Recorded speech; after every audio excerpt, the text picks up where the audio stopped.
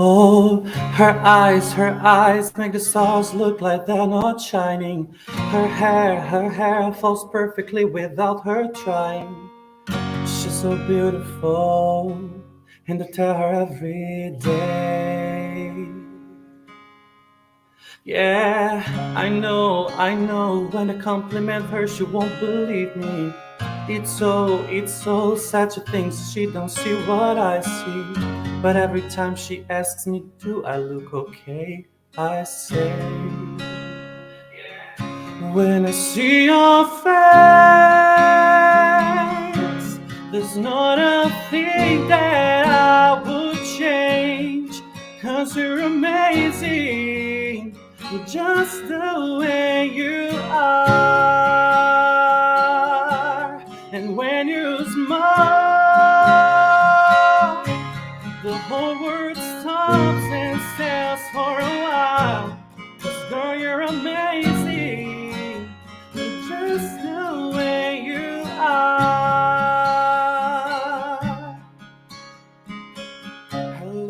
Her lips, I could kiss them all day if she'd let me.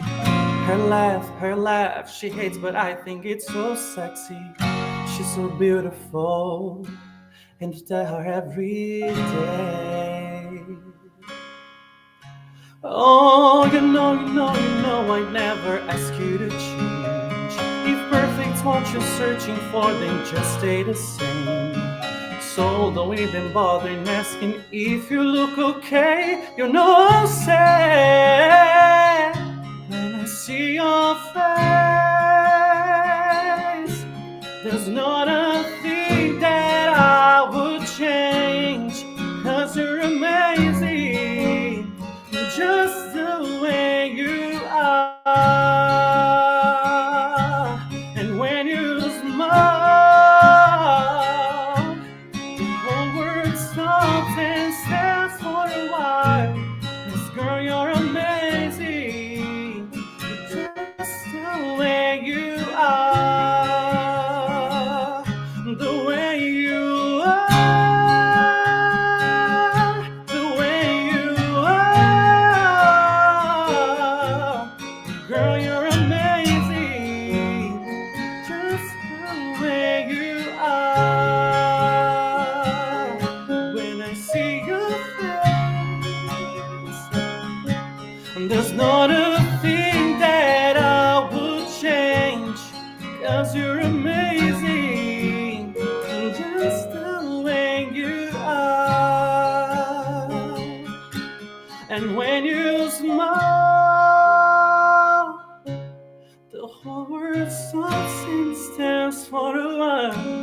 'Cause girl, you're amazing, just the way you are. Yeah. Hello, everybody. Good evening.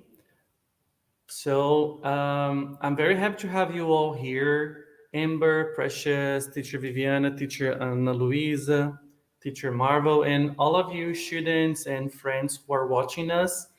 I'm going to start. I'd like to start this moment by talking about music, the connection I experienced with music and English in a foreign language. I'll speak a little bit in Portuguese and then we're gonna go back to English, ok? Boa noite a todos vocês que estão nos assistindo, muito obrigado por estarem aqui. Já vão comentando, compartilhando com os amigos de vocês essa nossa live. Tem uma porção de coisas planejadas. A nossa escola tem planejado várias coisas para esses próximos meses. Então, esse é o nosso primeiro encontro, aliás, o nosso segundo, né? Ontem nós tivemos também um encontro para falarmos sobre vários assuntos relacionados à língua inglesa, cultura, né? A gente está tentando fazer essa ponte entre os falantes nativos da língua inglesa com os estudantes.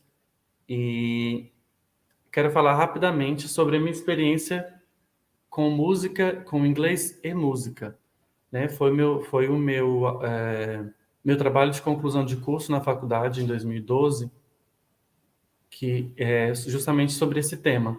né? Eu sempre gostei de música, é o meu principal hobby, sempre cantei, já fiz aula de instrumentos, já fiz teoria musical, mas e isso associado ao inglês facilitou muito, principalmente em relação à pronúncia e aquisição de vocabulário. Então, recomendo, né? Tem muitos estilos de músicas diferentes. Eu sempre falo para os alunos que todo aluno precisa ter hobbies que conectem eles ao idioma que eles estão estudando, a sua target language. Então, no meu caso, a música é o principal deles, mas ontem uma das nossas alunas que enviou um vídeo, ela falou que gosta de cozinhar, também é uma conexão, pode ser uma conexão com o idioma, você aprender uma receita em inglês, você assistir o passo a passo, você consegue aprender os verbos que se utilizam, que a gente pode utilizar, a gente aprende uma porção de nomes de alimentos, a gente consegue aprender as medidas, tudo isso é aprendizado que pode ser aplicado em algum momento na sua vida, né?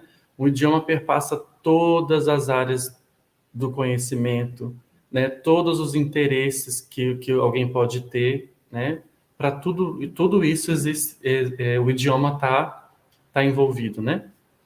Então, é uma dica que eu sempre passo para os meus alunos: façam você tem um curso regular, ótimo, você tem conteúdos que foram pensados para você, conteúdos gramaticais, de vocabulário, de compreensão auditiva, de escrita, de fala, tudo isso foi pensado por você. Além disso, no seu momento de lazer, momento que você tiver um tempinho, é extremamente útil unir o útil ao agradável, literalmente. O útil, que é o aprendizado da língua inglesa, e o agradável, porque você vai escolher o que você quer.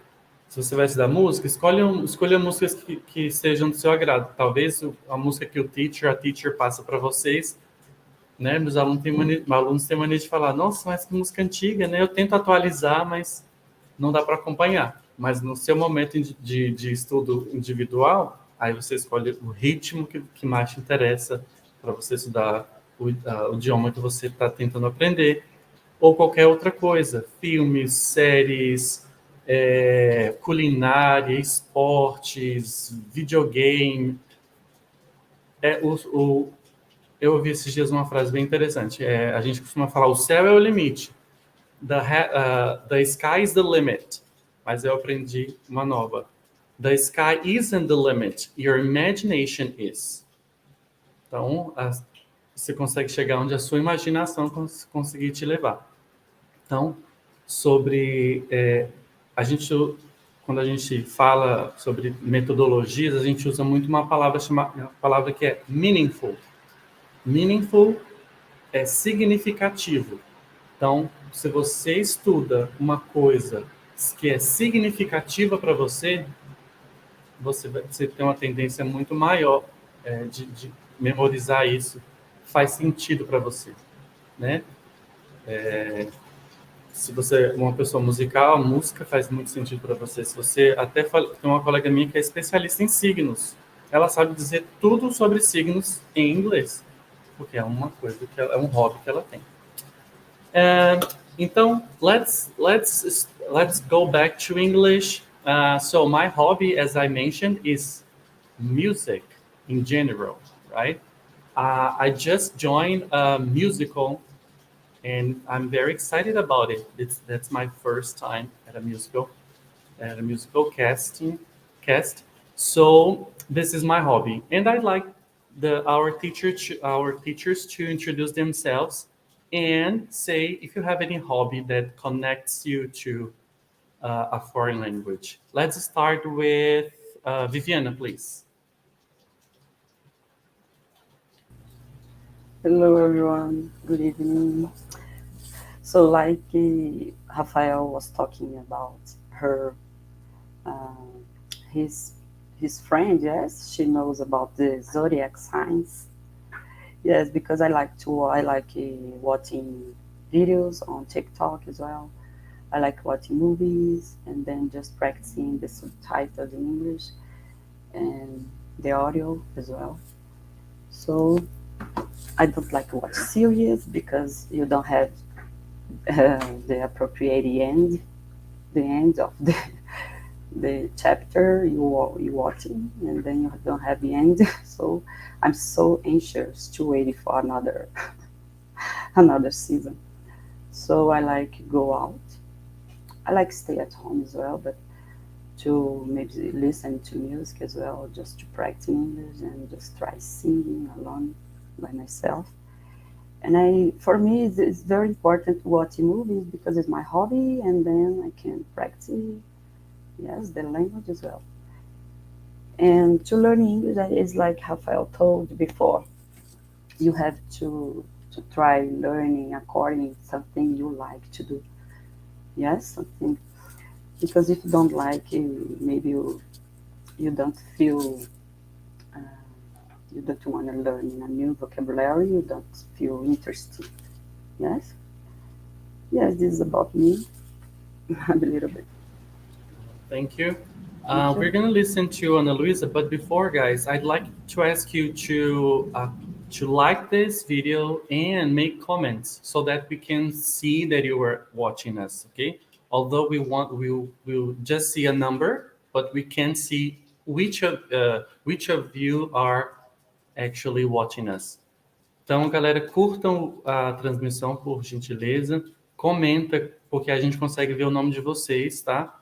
Se quiser fazer um comentário só dizendo boa noite, ou pode fazer um comentário também. Deixa aí nos comentários qual é o seu hobby, o que você faz nas suas horas vagas, além dos conteúdos da escola, o que você estuda, o que você faz para aprender inglês? Videogame, filmes, música? Conta aí pra gente. Now let's listen to Ana Luisa, please. Hi, good evening. My name is Ana Luisa.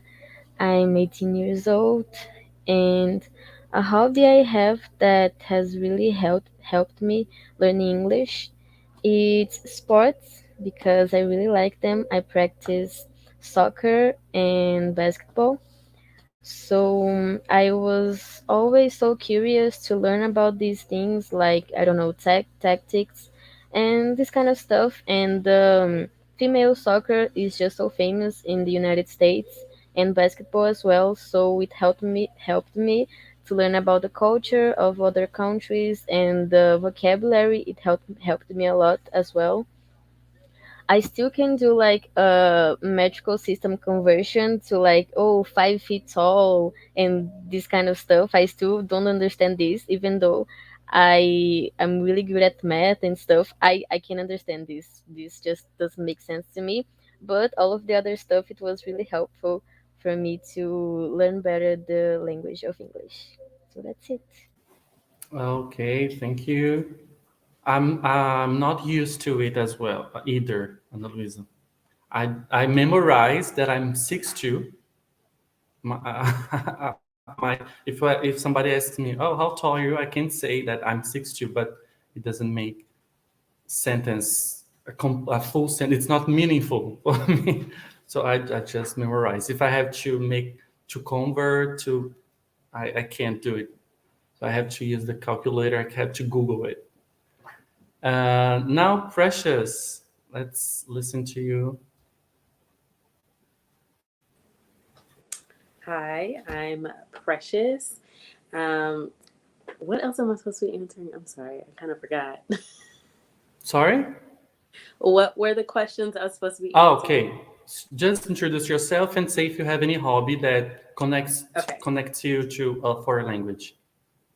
Okay, yes, so I'm Precious. I'm 24. I live in Miami, but I'm from Alabama. And something that has helped me learn another language is listening to music. As I try and like understand Shona, which is the language that my parents' family speak. I listen to a lot of artists from Zimbabwe, so that helps me kind of like make connections with certain phrases and things like that. And I also have been using Duolingo to brush up on my Spanish. I have a 31-day streak so far, so we're getting better. But those are kind of the things that I do to connect to another language.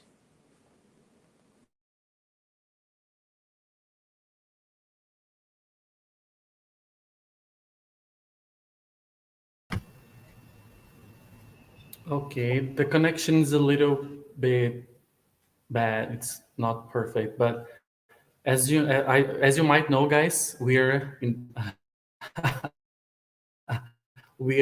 a tornado season, but that's why it's raining all over Florida. So that connection is poor, but we can understand you, Precious. Now let's listen to Amber, please. Hello, I'm Amber. I am originally from North Carolina, but I'm also currently living in Florida. I am in Miami now.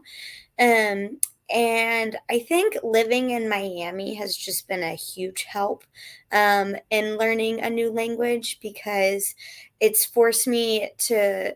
So there's different neighborhoods in Miami, and in certain neighborhoods they only speak Spanish there. So it's forced me to have to communicate in Spanish and learn so I can get by. The other day, I was trying to get gas and I had to go inside to pay. And I was like, I need $30 on this pump. and luckily, I was able to do that. Or like ordering food and things like that. I'm starting to recognize like pollo and, you know, bistec and different words for things like that. Um, but prior to living in Miami, watching TV shows and movies in Spanish, I really like the TV show Narcos. So that's all about the drug trafficking in Colombia and stuff. But it's very interesting, and the just having the English subtitles so I can try and follow what I'm hearing, because reading and hearing and speaking are very different. I am much more confident reading it and listening to it than I am speaking it. So I think being forced to learn it here has helped with my speaking, but I understand it better when I can read it rather than just listening to it.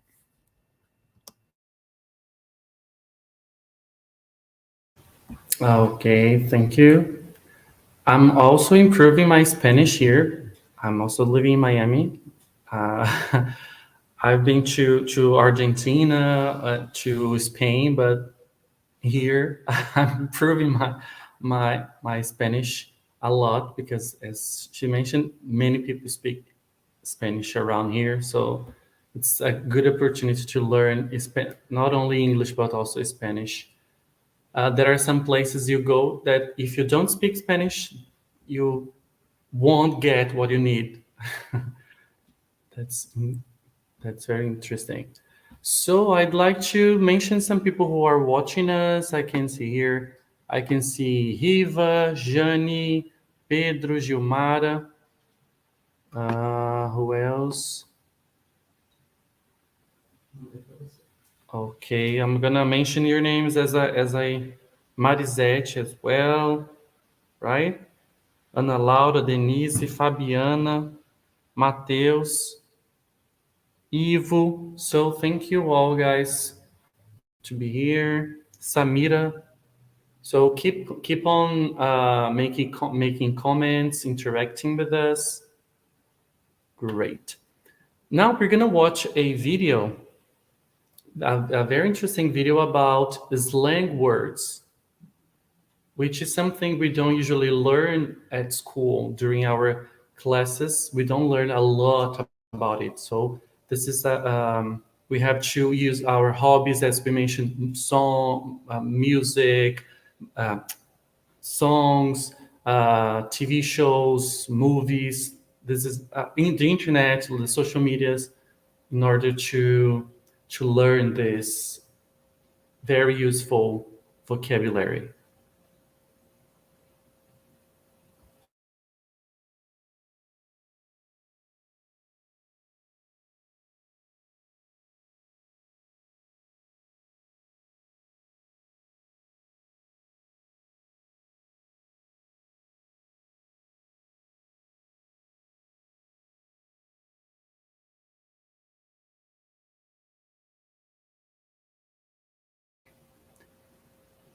Can you hear, guys? Let me know if you can hear. No? Okay. Talk to you later. Okay. Hi. Hi, HR. You? What? How are you? I'm good, and you? Cool, working ATM. Is he at the bank or what? At the moment. Great, then I'll text you later.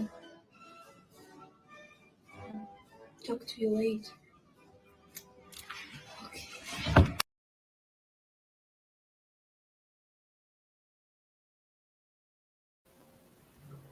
Okay. So I'd like to ask you, Precious and Amber, what is your favorite slang word? Do you have a favorite one or some? I always ask people like WID, like what are you doing? That's a very common one that I do. Also, I think a very common one just in the South in general is we say y'all. So you all, we just combine and say all y'all come over here. Or when we're talking to a group. And so that's gender neutral, which is nice. So you can just say that to anyone. I say like ILYT, so it's ILYT, and it means I love you too. So you say ILY for I love you. So me and my siblings, when we're on the phone, we're like Illy, and then they're like ILYT or Illy too. And so those are some fun ones that I say. I don't know if you have any more. Those are just what came to mind right now. Okay. I say y'all a lot too, just because it's a Southern thing to do. I find myself texting like in the video using short abbreviations, and I forget that sometimes even like my parents may not know all the time what those letters are, so I have to like type it out. Like it'll be like IDC, and it's like I don't care, and they'll be like, what is that? A lot of the things that I say come from TikTok. So usually it's just filler words. If I find a TikTok that I really like and I know that somebody may be watching the same TikToks, I'll say something from there. Sometimes it's embarrassing because not everybody watches TikTok, so they may not know what exactly I'm saying. And I'm like, oh, I'm so sorry. But y'all is definitely one that I use a lot, and just a random TikTok slang. Great. I have bad time sometimes. I have hard time trying to understand it. Even in Portuguese. I remember once I have a young sister. She was teenager at that time, and a boy, commented on her post. See you on PVD. Yes, I started thinking, what place is it? PVD? No, she's too young to go out. Oh my God. Then I asked her, what is PVD? Where is it? Is it a bar? Is it a, I don't know, what kind of place is it? She said, are you crazy? PVD is like my chat, like when you chat with someone, like in private, right? So okay, no problem. I'm the problem. So I'm not a TikToker as Viviana is. Viviana is modern. I'm not that much. I try. Okay, and do you have any questions? Oh, I think maybe our teachers have questions or comments about slang words. Let's start with Viviana, please.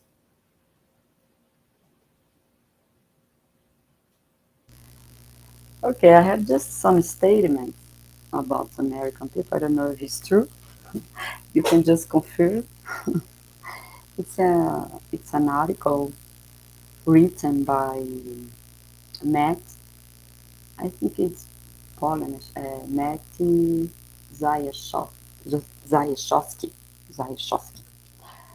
Okay.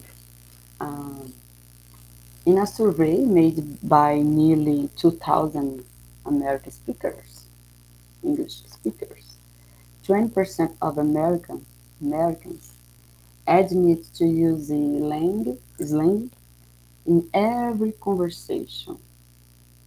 Is it true? Just 20%? I think maybe it's more. No? Because when you listen to American people talking about anything, you can listen to that word I don't want too many times. It's another observation here. 50% of Americans use slang terms without knowing what they mean.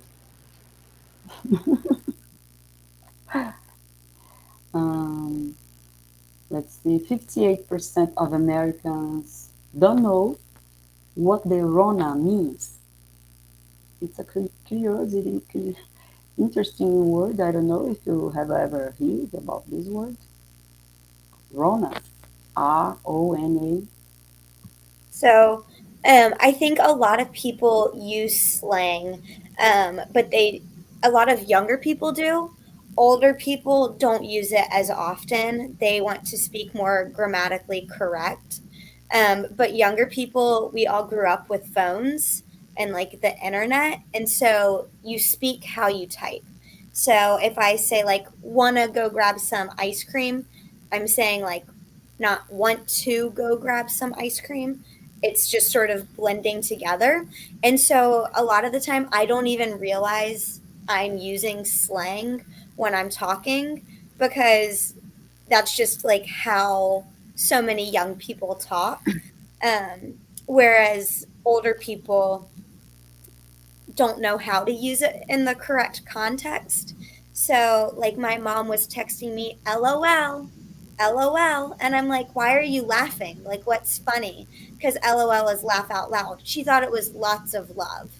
And so she's like telling me she loves me. And I'm like, this doesn't make any sense. Why are, what are you You, saying? yes, But, um, Emma, something annoyed the students here in Brazil is, for example, the flap sound.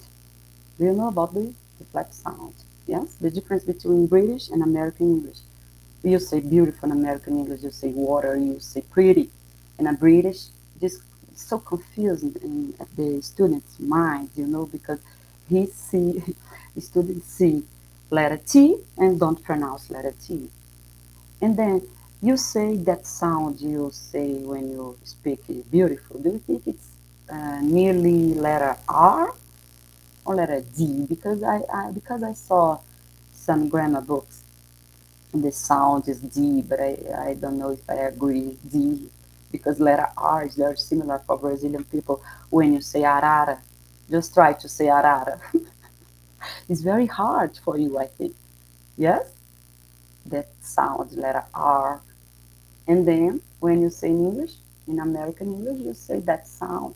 It's so confused for some students. I think it's a flap sound, this explanation I have, but I think because the colonization at the beginning of the century, maybe some people, had this connection with you, American people, because in England, this accent is totally different. American people that had contact with British were Saxons, Angles, the Vikings, yes? And American, which kind of people had this connection? Why you have this flap sound? It's annoyed. Yeah, really. Which explanation could you give me? you want me to take that one, Precious, or you got it? You can start, and I'll see where you go with it. Okay. So I think in the United States, it's a very big area. So over the whole country, there's different like geographical barriers that separate people. And so you realize, like, when you're looking at how we all talk, we speak with different accents, whether we live in the South or the North or like the West Coast, or even like in the like Midwest, like all over the country, there's different accents. And it depends on where there's an influence. So in like Louisiana and some of the southern states, they had some French influence, so they talk a little bit like more French. Whereas like you go up to New York and you have like the Yankee accent, where it's like New Yorker, and I'm very bad with accents, very sorry. Whereas in the South, it's slower and long and drawn out. And just because there's a slower paced life, whereas New York, it's like very fast, lots of like hard like consonants and things like that. I don't know, Precious, do you want to add more? Yeah, that was a good start. It definitely depends on like which part of the United States that you're in. I know, especially like in the South, the slave trade had a lot to do with like how we sound now, because there were a lot of different people coming from different countries, that had to figure out how to communicate with each other. So like the Southern drawl kind of comes from like this mashup of different countries trying to like blend together, and they had like French influence, like Amber said, in Louisiana, and all along like the Gulf and the coast. So like in Savannah, Georgia, many of the places that have like water entrances and ports, the accent's gonna be a little thicker and more influenced by whatever area it was like colonized by. Okay, thank you. So before listening to Ana Luisa, she also has 2 questions, I think. I'd like to say hi to João, Marcelo, Diego, Pedro Henrique, Débora, Leni. So guys, thank you for watching, and don't forget to like this live, this video, and make some comments. Am I speaking like a digital influencer? I'm trying to sound like this. Just one comment. When we learn English as Brazilian, as foreigners, we don't learn American English, British English, Australian English. We learn English as a foreign language, so it's kind of a mix. I always say to my students that if you feel comfortable saying water, not water, no problem. Everybody will understand, right? If you are in the United States and say water for me, please, they will understand what you want to say. But if you'd rather say water, no problem, right? This pronunciation won't be a problem for you to communicate, right? So because it also, as Amber and Precious mentioned, it happens even inside the country. They have different accents, and not only accents, they have different words for the same thing. They have different rhythm. What I usually say that is very important, it's a lifelong learning process, is about the stress, because sometimes people don't understand you if you don't use the correct stress. This is something I deal with every day, trying to work on it, but accents vary, and that's okay if you feel comfortable. Like in Portuguese, in Brazil, we also have people who say porta, other people say porta. It's different, the sound of the letter R. Porta, rato, porta, rato no.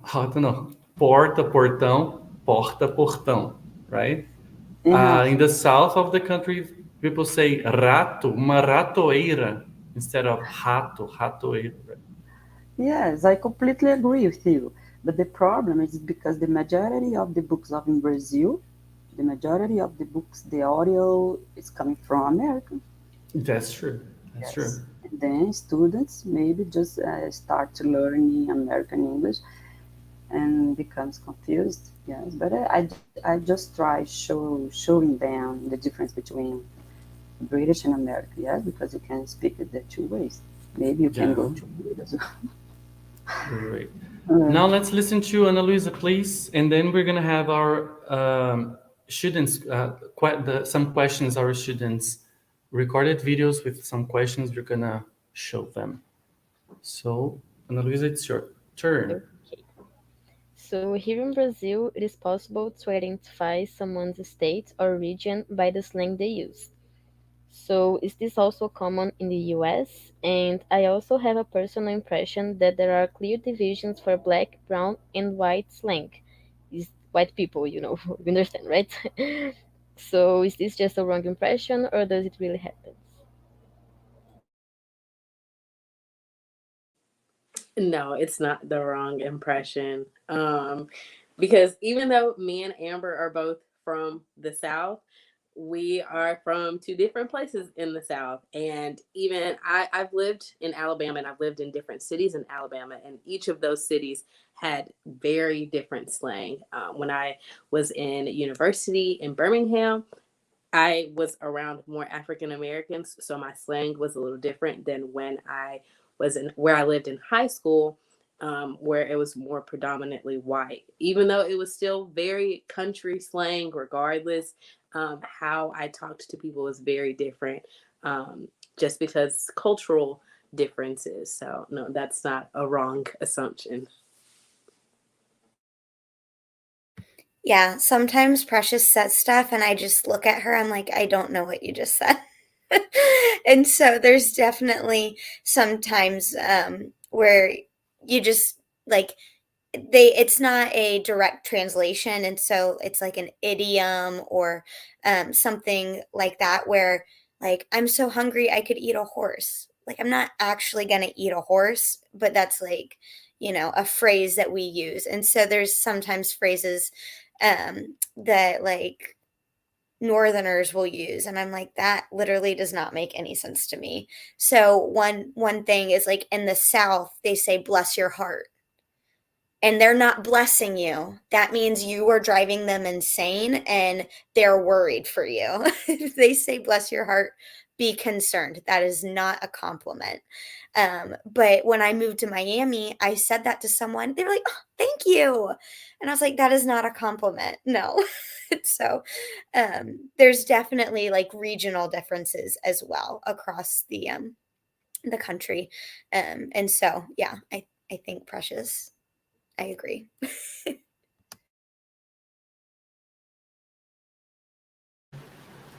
Do you have the question, Ana Luisa? That's all. Okay. So now we're gonna watch some videos our students recorded, and they ask some questions, and Precious and Amber will answer. Don't forget to like this video and make comments. Se você não é inscrito no nosso canal, se inscreva, ok? Curta, comente e compartilhe. The first video is from Eva. Here we go.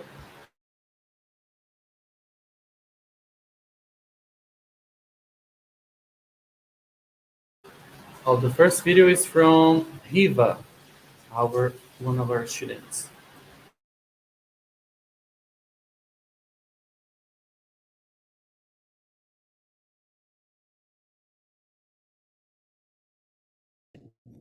I am a retired police officer.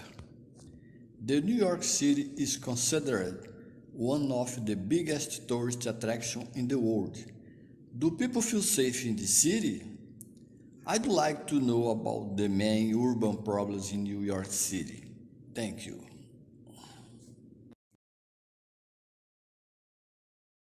Hello, nice to meet you. My name is Riva Andrade. I'm from Brazil. I live in Brasilia. I was born in Alagoas. I'm 64 years old. I am a retired police officer. The New York City is considered one of the biggest tourist attractions in the world. Do people feel safe in the city? I'd like to know about the main urban problems in New York City. Thank you.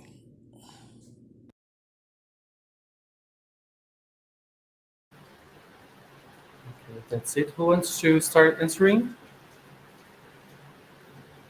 You want me to go first? Okay. So I've visited New York, but I have not been very many times. But I feel like New York, like most major cities, similar to Miami, it can be a little intimidating just because there's so many people. And so, especially being a female and being a young female in such a big city, I know that it can be a little scary and uncomfortable at times. And so I feel like that's the case most anywhere in the United States, that you don't always feel 100% safe at all times. I mean, there are police officers there, but there might be, people doing drugs, or there might be homeless people, or there might be, just tourists that are doing crazy stuff. There's always going to be weird people that you're interacting with in a major city, and those situations can make you uncomfortable. But there is usually a police presence. And so I can't speak to Precious's experience, but I have never had any instances where I have, felt uncomfortable and like had to go talk to a police, but I am in a position where I would feel comfortable talking to a police if I needed help. And so there are people out there that, other nice people that will respond or help you in a situation if you feel uncomfortable and unsafe.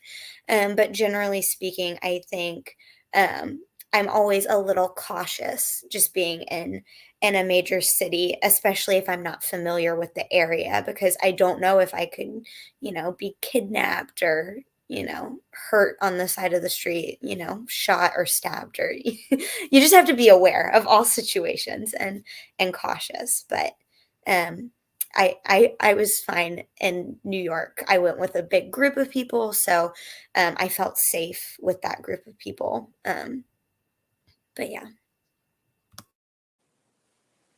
I've never been to New York specifically, but I have lived in big cities. I grew up in Atlanta, and living in Miami is also kind of a big touristy city as well.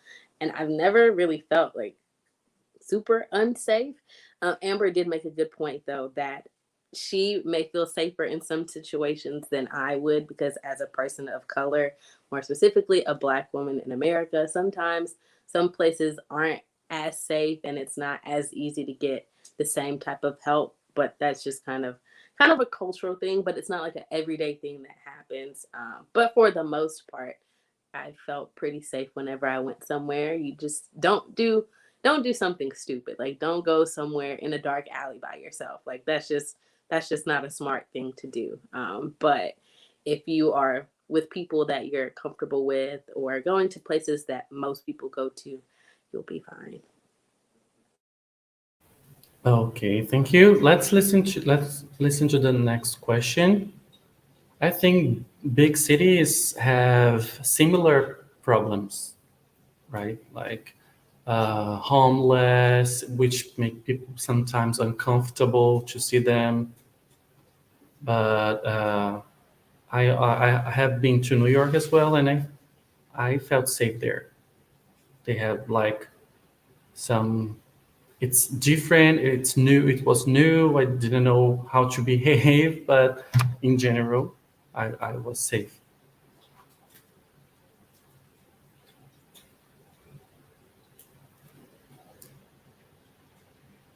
Okay, let's listen.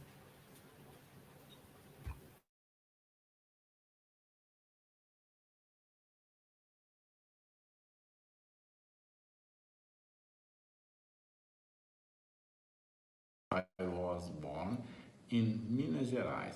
I married and I have two daughters and one son. Currently, political issues have been much discussed in Brazil. There are people who don't support the current president and they get angry with those who favor him. We often see people arguing and not respecting each other's personal opinions. Many friendship and even family ties were breaking down. My question is, how important are political issues today? So his questions is quite similar to the one we had yesterday. Now we're just for you to understand the context. We're very close to the election, presidential election. So it's next this coming Sunday. We have to vote for president, and there are two main candidates which have complete different ideas about important topics. And he's saying that even friendships and relatives are arguing about this. So they are it's a huge problem in Brazil, especially about these two candidates, these two ideas. So he's asking if it's the same in the United States. How important are political issues here? Does it happen here, like with Trump and the new president? And do you see this happening with family? Like, I don't talk to you anymore because we have because you support someone and I support the other one. That definitely happens. I remember the last round of elections, I had to block a lot of people and like unfriend people on Facebook, just because some of the things that they were saying. And people are always like, oh, you can have friends that think differently than you. But there are like core things that I feel like, no, we can't disagree on this. And I'm sorry, we just cannot be. I can't associate with you anymore. So that definitely happens here for sure. I try not to have political talks at like Thanksgiving because I just want to eat my food in peace and be happy and not have arguments. But there's always going to be some type of argument about something. Definitely. Friends, family, a lot of people on social media, just like posting stuff. It gets to be very annoying. And so it's just like, I am not a very political person. Like, I have my beliefs, but I'm not going to share it with everyone. And then there's some people that are like, no, you're going to have my beliefs. And if you don't believe me, we can't be friends. And so people that are very like forceful or aggressive in their beliefs, I tend to separate from them. But definitely, like in the family, there's people like I disagree with, and I know I'm like, okay, don't bring up this topic because I don't agree with them. It's just going to end up in a fight and it's going to ruin everyone else's meal or different things like that. So we are in a similar boat here. The United States is very divided politically. As you can tell with how our elections have been going, we've been alternating back and forth between more conservative, more progressive and liberal, and then more conservative and then more progressive and liberal. So we are struggling with that as well. Okay, thank you. So now we're gonna watch the next video.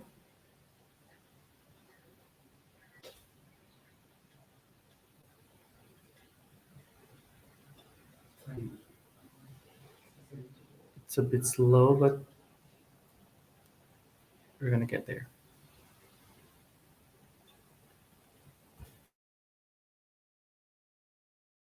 Husband and 2 daughters.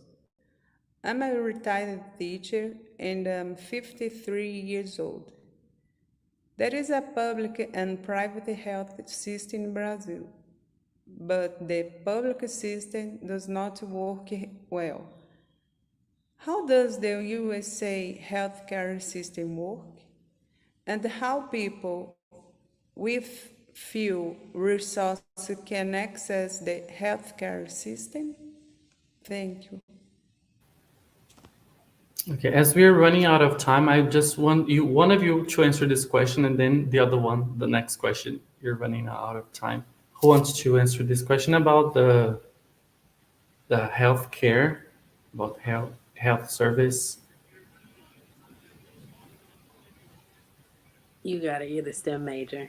Oh, okay. So this one's hard because I am not on my own insurance currently. So I am still in the United States. When your parents have insurance, you can be on their system, like on their account, up until you're 26 years old. And so I'm still under the age of 26. So I am not on my own. And so I don't understand it all the way. It's very confusing. But basically, most companies have a partnership with a private insurance company. So when you go and to the hospital or go to the doctor, you will have to pay a portion of the money, but the insurance will cover another portion of it. So basically, you're paying a company money. So then when you get sick or hurt, they will help pay for that treatment and stuff.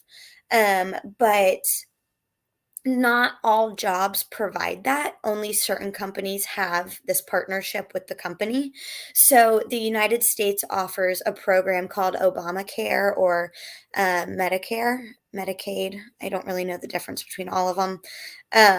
But they are government funded ones. So a lot of people can qualify, but if you have like pre-existing health concerns, so say you have like a chronic illness like diabetes or something like that, you don't qualify for these private insurance places, but you can qualify for Medicare or the government funded ones.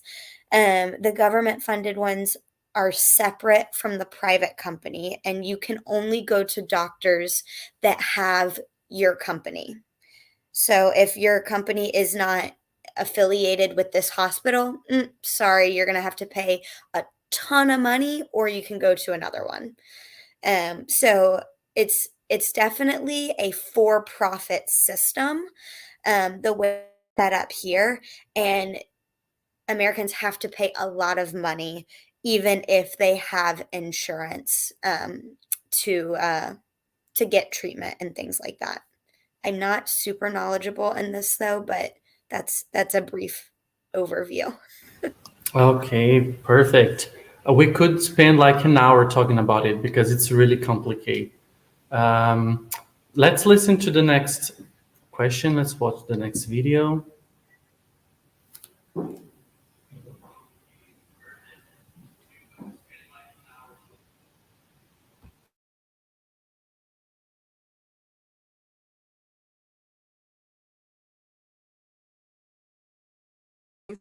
On New York City. Thank you.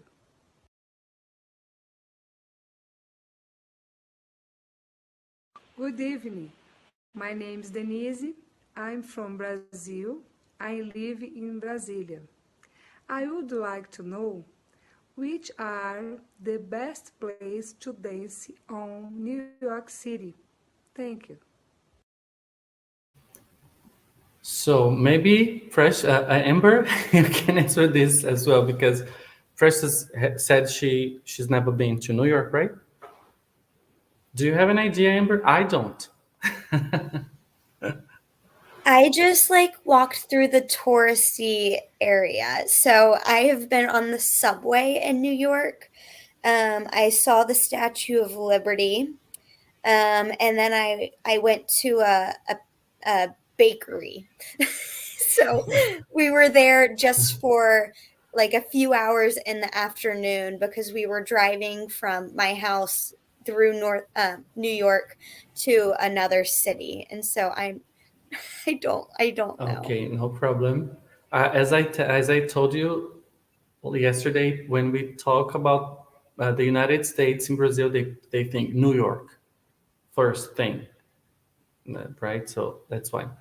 So we have time for the next video. Let's watch the next video, and Precious, you can answer the question.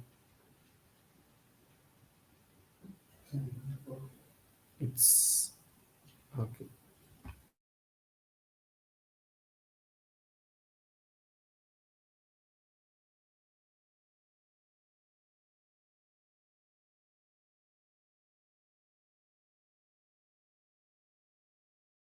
Hi, my name is Ana Laura. I'm from Brazil. I live in Goiânia.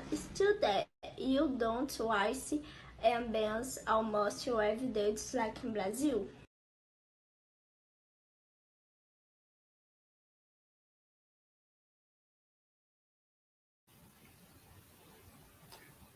Okay, the video stopped. I have the question here. Hi, my name is Ana Laura. I'm from Brazil. I live in Goiânia. It's true that you don't eat rice and beans almost every day, just like here in Brazil? I think it depends on where you are. If you live in Miami, you do eat rice and beans a lot because that is what is around. I know in like Louisiana, rice and beans is also a pretty big thing, but it's like red rice and beans, and it kind of looks like almost like gumbo, so like a mix of different things. But red rice and beans is a typical side in like Louisiana and even in Alabama too. But it really just depends on where you are. Okay, I think rice is something we eat everywhere in Brazil. Rice and beans are, if I pick one typical Brazilian typical food, rice is everywhere. You can eat rice everywhere, and beans as well. But different types of bean, but can have it. We can have it everywhere in Brazil. So one more video. We have two more videos, so let's go to the next one.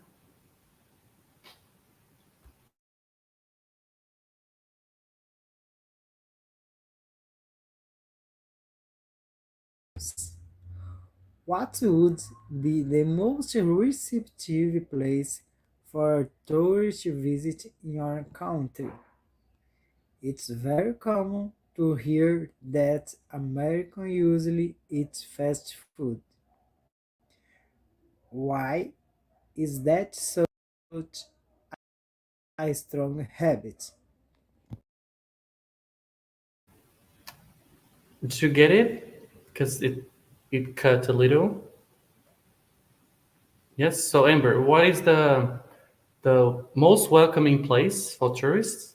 I think was the first question, and the second question. Oh, Yep. about fast food. Why is it so popular? So the United States have a lot of different features.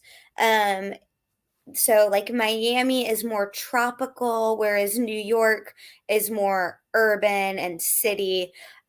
Whereas like you could go out to the West Coast and see a beach that's more rocky, whereas the East Coast is more sand beaches. And so it just sort of depends like what type of thing you're looking for. But I think it's fun to go to big cities and experience that. But I also grew up in a smaller city where you can sort of see the culture a little bit more. It doesn't feel as touristy. And so I'm from North Carolina, so I'm going to say North Carolina is the best place to visit because you get to experience the mountains, the city, and the beach.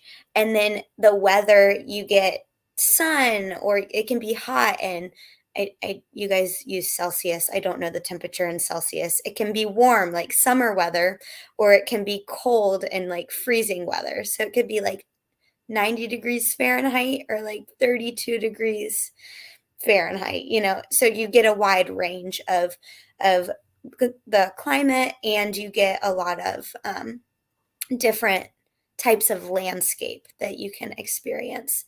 I think for fast food, it's cheap, it's easy, and it's everywhere.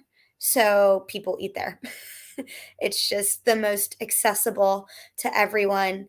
I like it. I like how it tastes. And so I have nothing against eating at them because they are cheap, easy, and everywhere. Okay, perfect. Now let's watch the last one. From Marisete.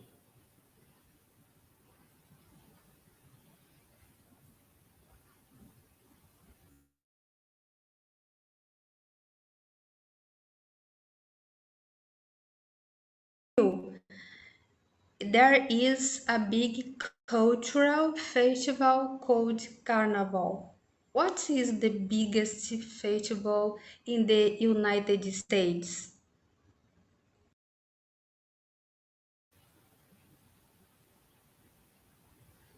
Okay, Precious. I'm trying to think what is the biggest festival. Oh man, because Carnival is also really big here in Miami, which it's happening next week, and I'm upset that I'm going to miss it because I've wanted to experience it. But I think compared to Carnival, like Thanksgiving has like really big parades, and like it's a big ordeal. Thanksgiving and like I guess Christmas, but I feel like Thanksgiving more because there's like the parades, people watch football that day, there's a big game. I would say Thanksgiving would be the closest thing to that. I think it's just and like 4th of July. People celebrate 4th of July. Just as an excuse to not go to work and pop fireworks and eat good food. Okay, thank you. Thank you, Precious. Thank you, Amber, teachers, Viviana and Ana Luísa. Na próxima, amanhã, para os alunos, né, para todos que estão nos assistindo aí no Brasil, amanhã e na quinta-feira nós teremos aula, um encontro via Google Meet, não vai ser transmitido. Vai ser uma reunião fechada, como boa parte de vocês já está acostumado a ter nas aulas. Tá? Mas vai ser aberto para convidados. Se você quiser trazer alguém que... Você que não é nosso aluno, mas quiser participar, nós vamos fazer vai ser um momento de comentar também sobre questões culturais, né? Quem sabe você tem mais alguma pergunta para fazer. E aí, se você não é aluno e quiser acessar, entre em contato conosco pelo nosso WhatsApp. Está aí no chat, nosso WhatsApp institucional. E você é nosso convidado, nossa convidada, para participar amanhã, quarta-feira, né, dia 28, e na quinta-feira, dia 29, às 8 da noite. Vão ser esses dois encontros. Okay? So, thank you all. Hope you have a good night. And as I've been told here, be dry, keep dry. Tá chovendo muito aqui, então o pessoal está se cumprimentando assim. Fique seco, porque tá chovendo tudo quanto é lugar por aqui. So, have a good night. See you guys. Okay, good night, everyone. Keep dry, yes.